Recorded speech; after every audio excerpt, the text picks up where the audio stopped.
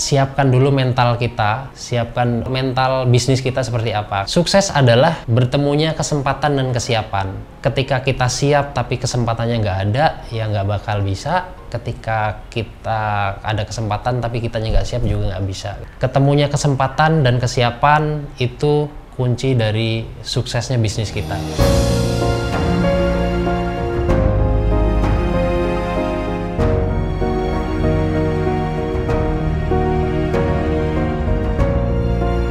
Dan waktu itu saya karena udah memutuskan untuk terjun di dunia usaha, dan ketika itu bangkrut, itu gulung tikar, saya nggak tahu harus ngapain lagi. Kebetulan ada anak kecil, ada bayi yang umurnya baru 6 bulan kan waktu itu ketika saya memulai usaha gitu kan. Kita harus banyak berkorban ya, kayak salah satunya jual mas kawin istri saya gitu. Kalau sampai jalan ini nggak berhasil gitu, kalau langkah ini nggak berhasil, ya resikonya kita harus gulung tikar dan balik kampung gitu loh.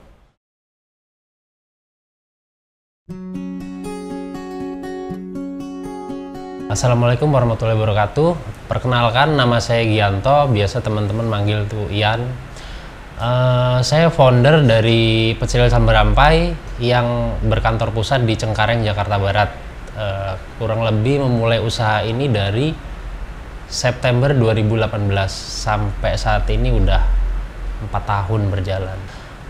Saya sendiri berasal dari Lampung, berasal dari keluarga yang memang anaknya banyak. Orang tua saya anaknya 12 semuanya, tapi yang 4 tuh meninggal. Jadi kita sisa tuh 8 bersaudara. 8 bersaudara, kebetulan memang kondisi keluarga itu yang pas-pasan banget lah, hampir kurang malah gitu. Karena orang tua sendiri itu bapak tani, suka di kebun gitu, dan ibu suka ikut bapak, tapi kadang-kadang juga jadi ibu rumah tangga gitu.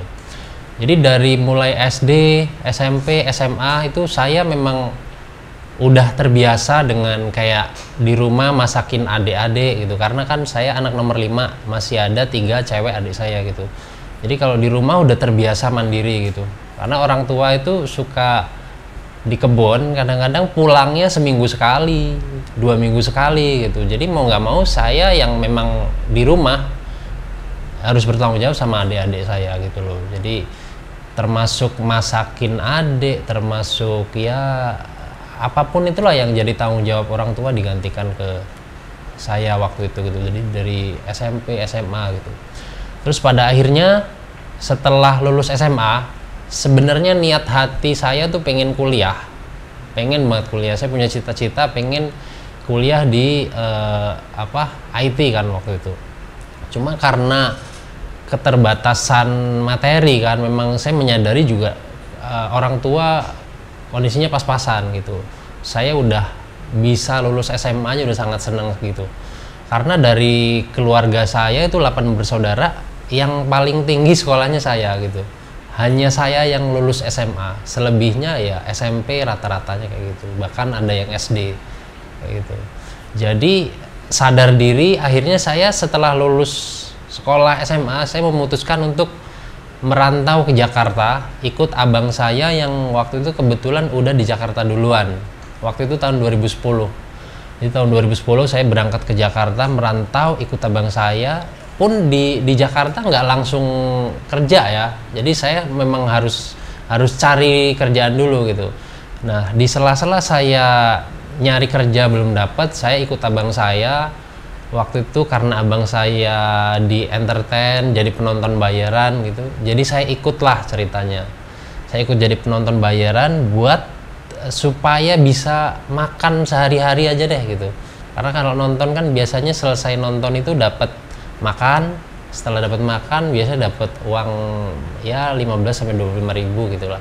Itu buat simpanan lah, kayak bayar kos gitu-gitu kan, dan lain-lain kayak gitu. Terus akhirnya setelah setahun lebih, hampir 2 tahun saya jalanin, di 2012 saya dapat kerjaan di minimarket waktu itu.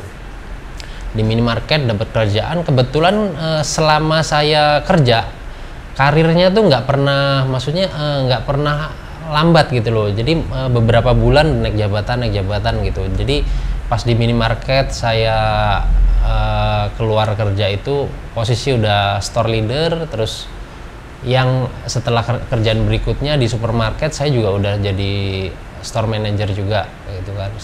Store manager itu selama belum sampai 2 tahun udah store manager gitu. Jadi tapi pada akhirnya saya merasa diri saya ini nggak pas hidup dalam tekanan kerja gitu, karena ngerasa kalau ngerasa tertekan tuh kayak gimana sih gitu. Jadi saya nggak bisa hidup dalam tekanan kerja, apalagi kalau sama atasan gitulah.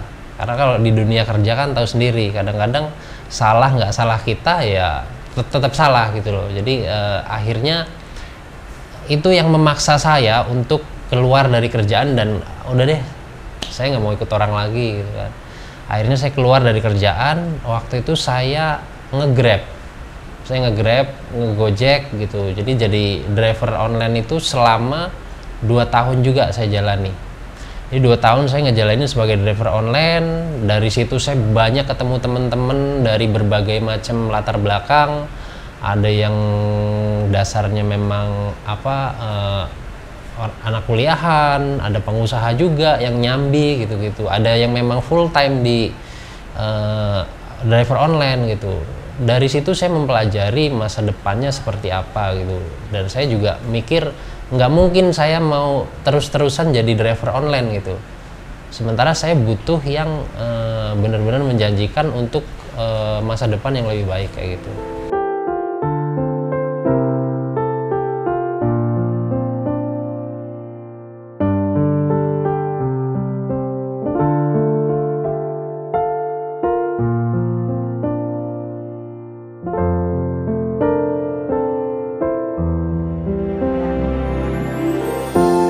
Akhirnya di situ saya punya ide, melihat peluang, karena saya memang dasarnya suka pecel lele kan. Saya ngelihat kalau makan pecel lele itu sambelnya hampir rata-rata sama ya. Jadi sambal Lamongan gitu-gitu, sambal matang yang memang udah diolah lah sebelum buka resto itu udah diolah rata-rata.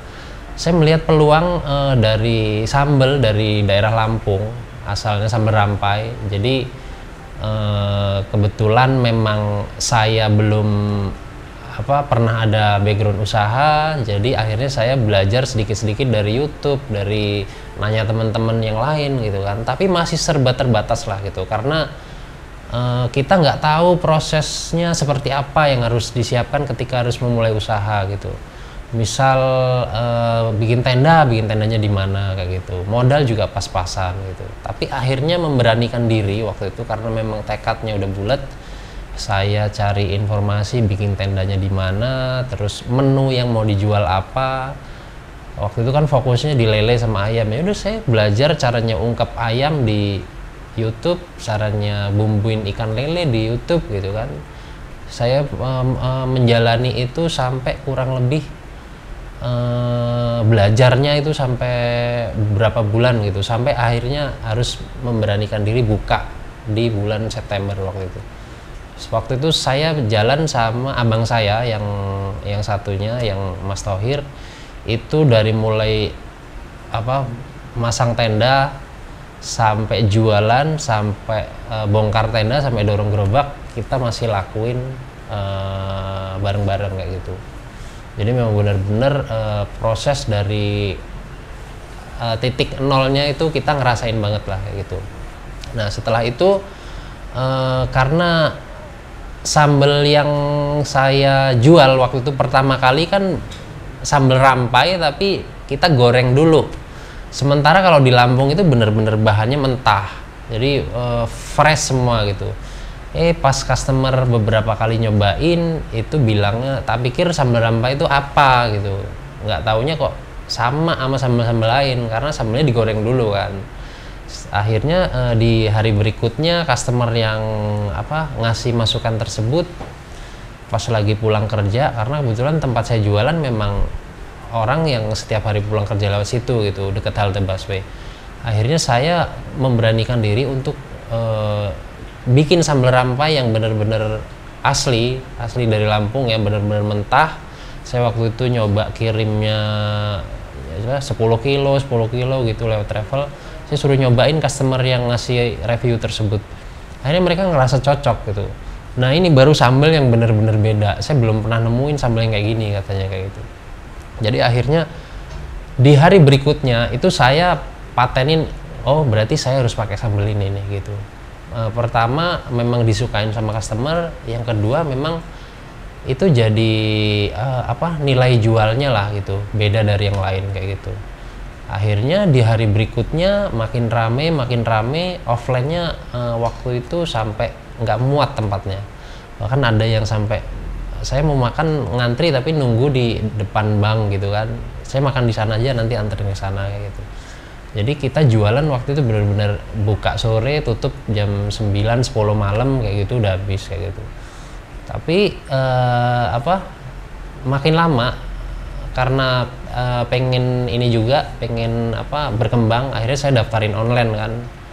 Nah setelah daftar online langsung pandemi tuh di 2020 ya. Nah jadi pas pandemi karena memang peraturan yang harus diterapkan waktu itu kayak nggak boleh makan di tempat, meja kursi nggak boleh disediain.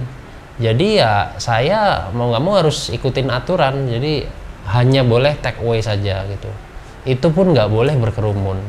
Itu omset bener-bener langsung drop parah gitu. Yang tadinya ini pokoknya bisa turun sampai 70% lah gitu. Itu yang memaksa saya akhirnya harus mengikuti tren lah gitu. Jadi saya harus putar otak gimana caranya usaha saya ini tetap bisa jalan, bahkan berkembang di situasi yang memang nggak bisa kita hindari ya waktu itu COVID gitu loh. Jadi akhirnya saya belajar digitalisasi ya. Saya mikir kalau kayak di Shopee, Grab sama GoFood itu kan memang udah punya market sendiri lah gitu. Jadi ketika kita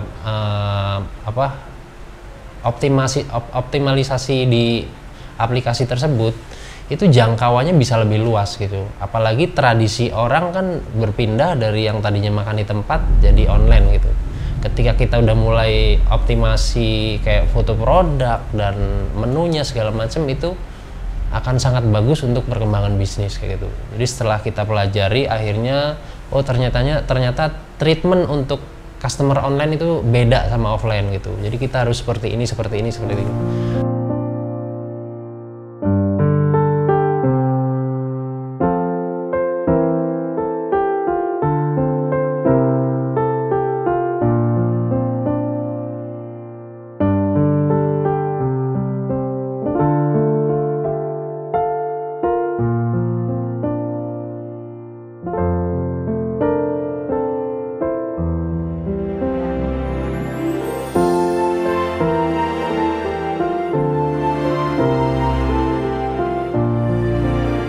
Setelah kita jalani beberapa bulan, 1 tahun gitu, akhirnya udah waktunya ekspansi gitu. Jadi waktu itu saya membuka cabang kedua. Ini dalam bisnis sebenarnya memang yang paling berat lah buat semua pelaku usaha gitu. Karena di situ mental kita atau pelajaran kita yang kita dapat di cabang pertama harus diterapkan di cabang kedua gitu. Ya resikonya kalau mau gagal, kalau mau berhasil cabang ketiganya ya lebih gampang lagi. Karena kalau cabang kedua itu harus penerapan sistem kan gitu. Jadi di cabang kedua saya buka cabang waktu itu di daerah Setiabudi. Saya pasrahin sama ponakan saya yang dari awal ikut saya tuh. Saya bukain tempat, saya modalin dan lain-lain. Pada akhirnya harus gulung tikar selama hanya 6 bulan waktu itu, karena memang saya posisi lagi masih in charge di dapur gitu loh. Jadi kayak saya harus standby di cabang Selipi, yang di cabang Setiabudi itu saya pasrahin ke karyawan. Jadi akhirnya lost control kan, saya harus milih salah satu antara lanjut tapi sistemnya berantakan atau tutup. Jadi akhirnya saya memutuskan untuk tutup di cabang kedua tersebut kayak gitu. Nah setelah tutup di cabang kedua, saya mikirnya waktu itu ya mungkin ini sekolahnya di sini gitu. Jadi kita nggak bisa buka cabang atau ekspansi ketika sistem kita belum kuat gitu. Jadi akhirnya saya balik lagi fokus di Sleepy. Saya ngebangun sistem yang bagus seperti apa, yang ketika saya nggak ada sistem bisa jalan kayak gitu. Itu saya pelajari terus menerus sampai akhirnya, karena waktu itu banyak korban PHK teman-teman saya, banyak yang datang lah ke Sleepy minta, saya mau buka Sambar Rampai gimana caranya gitu. Ada yang nanya kemitraannya seperti apa, franchise-nya seperti apa. Sementara saya sendiri nggak tahu gitu loh. Saya memang niatnya hanya jualan untuk diri sendiri, nggak mikir akan seperti itu gitu loh. Ternyata banyak banget orang yang tertarik, bahkan orang yang minta, saya punya modal segini tolong bukain gitu. Ya saya levelnya belum di situ gitu. Akhirnya ada teman saya satu yang waktu itu dari daerah Gambir itu, saya terimalah gitu. Oke, boleh, silahkan cari tempat, nanti saya bantu dari mulai proses pengadaannya sampai bukanya saya bantu gitu. Itu cabang kedua saya di situ. Jadi sama Mami Ocha waktu itu di cabang Gambir. Setelah itu, setelah sukses buka di cabang kedua yang di ketiga ya, yang di Petojo itu, akhirnya udah terus-terusan karena kita ngerasa udah nemu sistemnya nih gitu. Cara nge-treatment customer di online ini seperti ini gitu. Jadi akhirnya kita fokusin untuk jualan online. Jualan online kan modalnya sangat terbatas, maksudnya sangat terjangkau karena tempat nggak harus bagus-bagus, mungkin boleh di food court atau mungkin kalau rumahnya yang ada parkiran, ada space kosong boleh dipakai kayak gitu. Jadi rata-rata kita waktu itu bukanya di food court kayak gitu. Sampai akhirnya sekarang sih rata-rata tempat udah di ruko semua sih kayak gitu.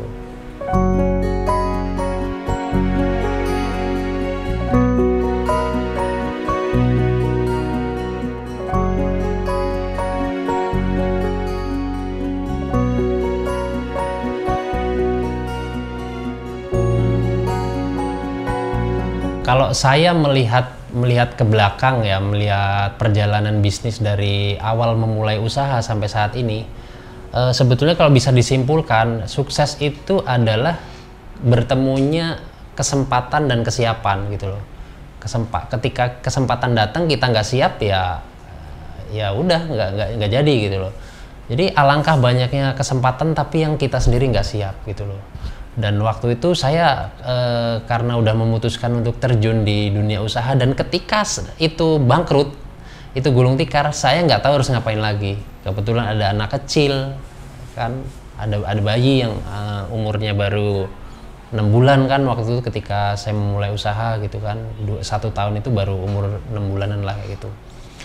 Jadi bertemunya kesempatan dan kesiapan itu menurut saya adalah siap untuk bangkrut, siap untuk gagal, dan siap untuk belajar kayak gitu.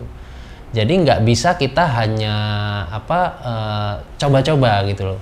Jadi ketika ketemu rintangan seperti apapun, saya pikir masih banyak cara untuk kita bisa bangkit lagi lah kayak gitu. Nah, salah satunya adalah titik terendah yang menurut saya sangat buntu waktu itu adalah COVID itu sih. Jadi kondisi istri juga waktu itu lagi hamil, terus nggak bisa kasih lebih ke karyawan gitu, mau ngadepin lahiran kayak gitu kan. Akhirnya sebelum saya memutuskan untuk fokus di online itu, saya sempat berhenti dulu kan, maksudnya sempat istirahat dulu gitu, nggak buka dulu. Saya pulang ke Lampung itu niatnya sih cuman seminggu 2 minggu ya, ternyata ada pembatasan kerja, ada pembatasan perjalanan karena dari Jakarta nggak bisa ke Lampung, dari Lampung nggak bisa ke Jakarta, jadi harus di Lampung selama 2 bulan. Itu usaha waktu itu saya pasrahin ke abang saya sama ponakan saya lah kayak gitu yang ngejalanin itu pas di Lampung ya benar-benar habis-habisan.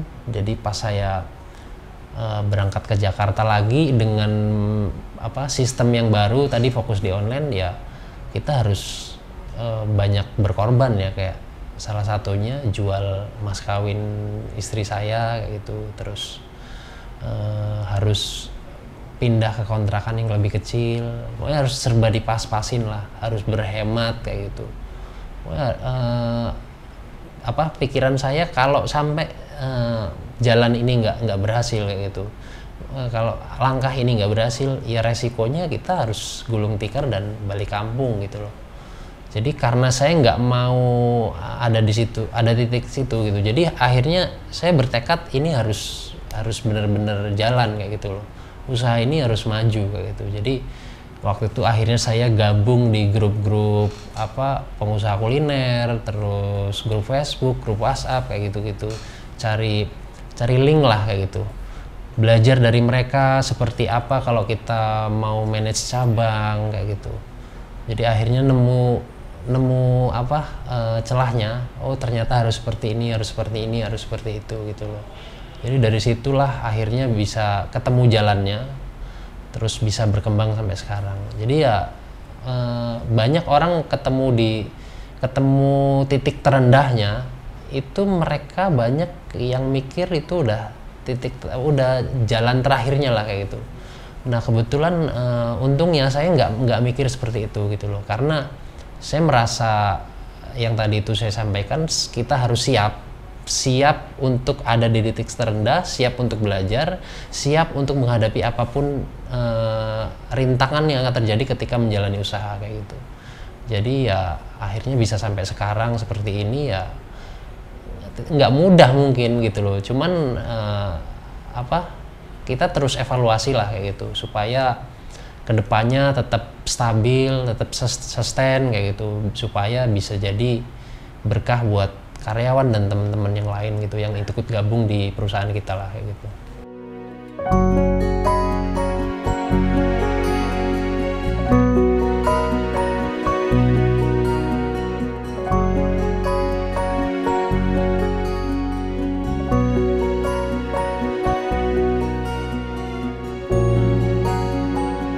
Karena memang kebetulan saya memang dari kecil udah hobi masak gitu kan. Jadi saya mikir kalau mau jualan saya harus jualan produk yang semua orang tuh bisa nikmatin gitu loh. Saya nggak mau jualan makanan khas kayak ini kan, sambal ini sambal khas Lampung nih.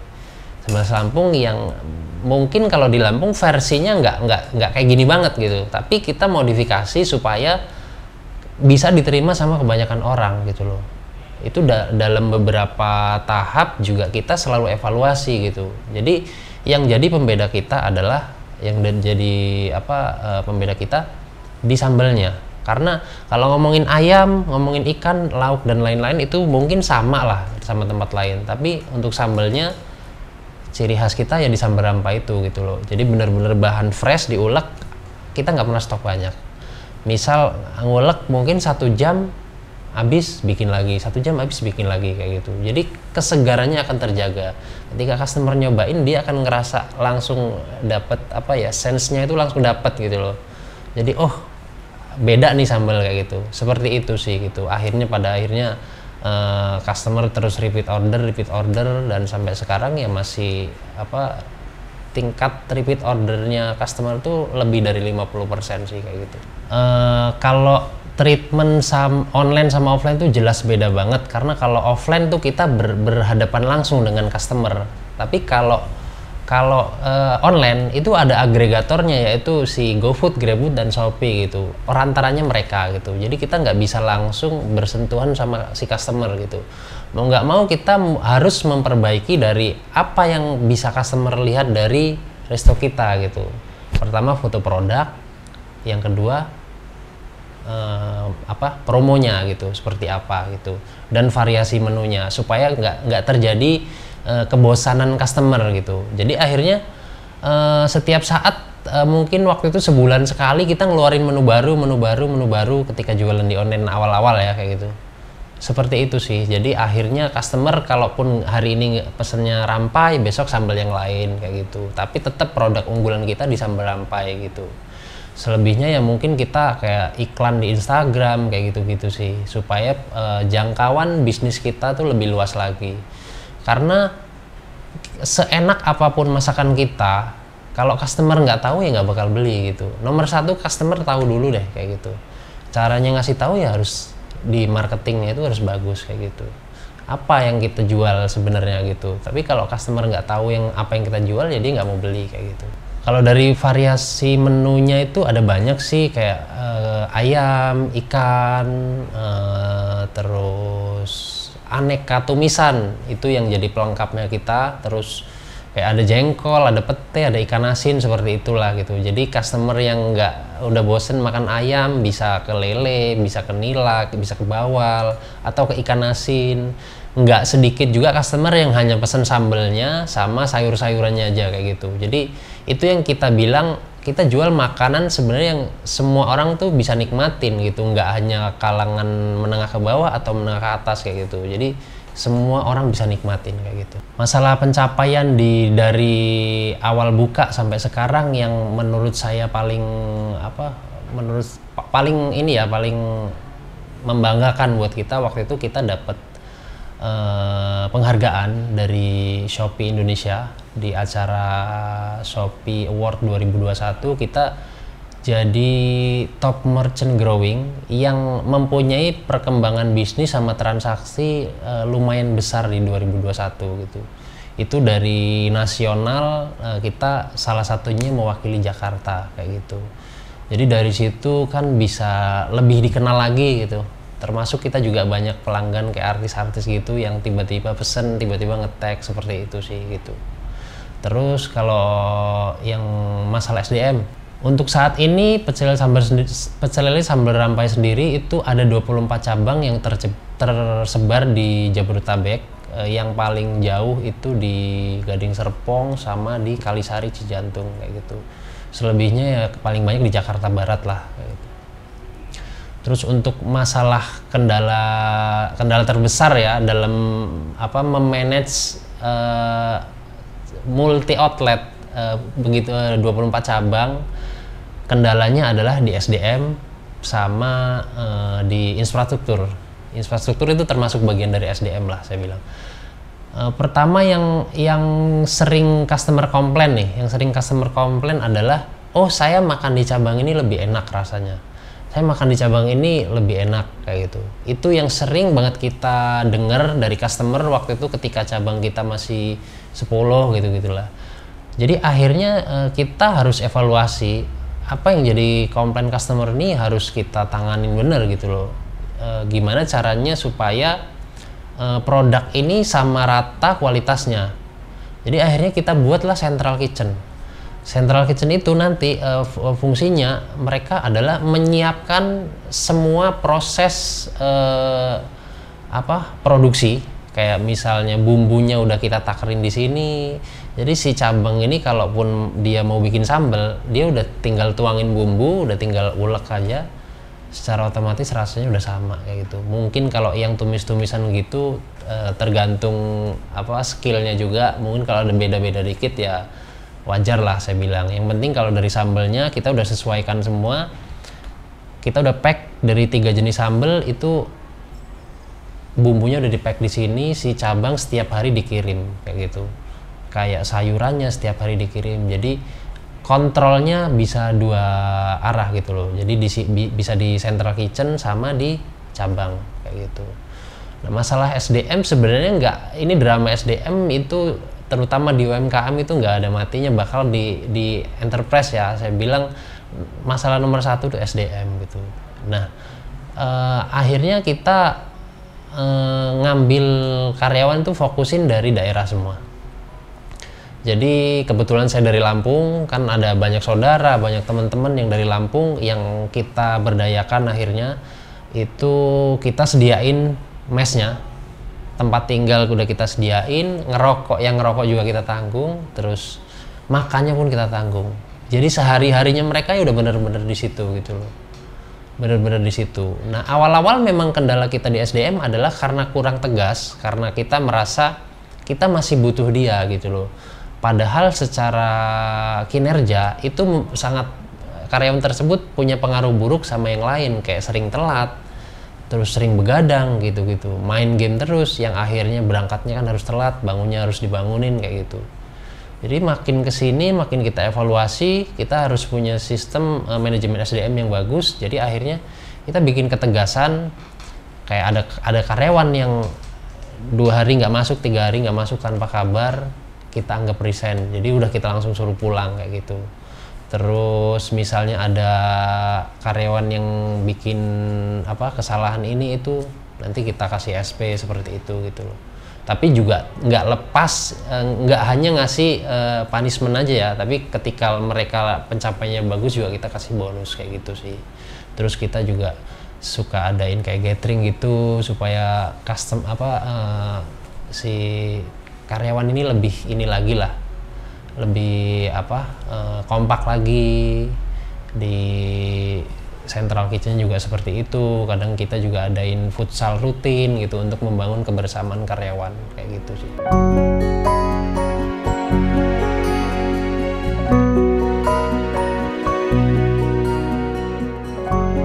Kalau dari produk kita, prospek kedepannya sebenarnya karena memang udah kita antisipasi dari awal ya. Jadi gimana caranya kita bikin produk yang beda, yang semua orang bisa nikmatin kayak gitu.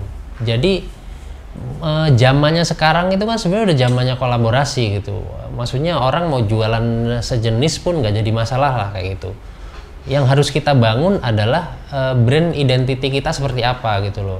Yang selama ini udah saya terapkan adalah ya orang boleh jualan ayamnya sama, lelenya sama, tapi apa yang jadi pembeda kita supaya customer tuh ngerelain lebih baik pesan ke tempat kita daripada pesan ke tempat lain kayak gitu. Ya salah satunya dari sambalnya itu gitu loh.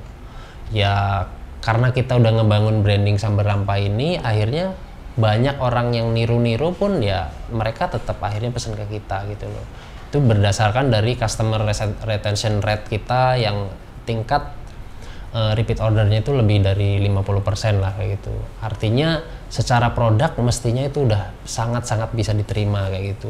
Itu tinggal untuk menjaga kestabilannya, kita mungkin kualitasnya harus lebih dijaga lagi, terus treatmentnya harus lebih bagus lagi kayak gitu-gitu, dan follow trend yang jelas, ikutin perkembangan zaman seperti apa gitu. Orang lagi fokus jualan online ya kita ikutin, orang marketnya lagi pindah ke offline ya kita juga ikutin kayak gitu sih.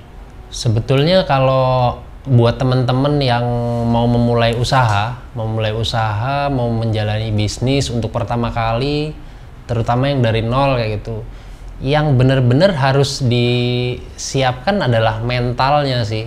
Mentalnya tuh harus mental bisnis dulu gitu. Jangan mental pedagang gitu kan. Jadi kalau mental bisnis tuh mau kena apapun ya bodo amat lah gitu. Jadi kayak mikir untung rugi itu udah biasa kayak gitu. Dan pada intinya yang saya sampaikan tadi sebenarnya, kalau mau memulai usaha nomor satu adalah harus mikir mindsetnya harus, kesempatan tuh banyak, tinggal kitanya siap apa enggak gitu loh. Ketika kita udah siap, ada kesempatan apapun kita ambil kayak gitu. Jadi misal kesempatan itu datang, kitanya nggak siap, ya udah lepas kayak gitu. Seperti itu sih kayak gitu. Jadi buat teman-teman semua yang baru menjalani bisnis ya siapin mentalnya, mental pengusaha yang pastinya kayak gitu. Terus belajar. Jangan takut ketika gagal, karena ketika gagal itu masih banyak cara untuk bisa bangkit lagi lah kayak gitu. Banyak pelajaran dari teman-teman yang lain. Sekarang udah saking banyaknya kan tempat untuk belajar kayak di YouTube dan lain-lain, itu sangat banyak sekali. Sering-sering belajar seperti itulah kayak gitu. Dan terutama karena kita jualan produk ya, jadi produknya juga secara terus-menerus harus dievaluasi gitu. Kira-kira bisa diterima sama pelanggan apa enggak, kira-kira ada kompetitor baru yang sama kayak kita apa enggak kayak gitu. Nah, dan saya ada beberapa komponen bisnis yang selama ini saya terapkan di bisnis saya, terutama di makanan ini kayak gitu. 3 komponen bisnis yang benar-benar harus dijaga adalah, sederhananya adalah dari produk, marketing, dan operation gitu. Produk itu gimana caranya kita bisa bikin produk yang unik, yang bisa dinikmatin semua kalangan kayak gitu. yang punya identitas yang bagus kayak gitu, yang semua orang bisa nikmatin. Yang kedua di marketing. Nah kadang-kadang marketing ini lebih diutamakan daripada produk kayak gitu.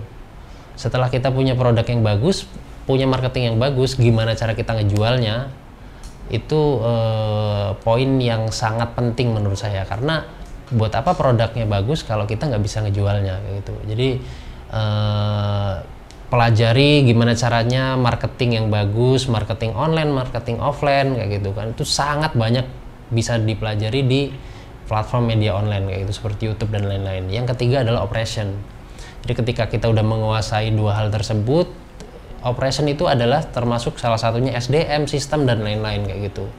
Insya Allah kalau kita bisa megang ketiga tersebut ya jalannya sih insya Allah sih lancar lah. Walaupun ada kendala kita tetap bisa bangun lagi kayak gitu.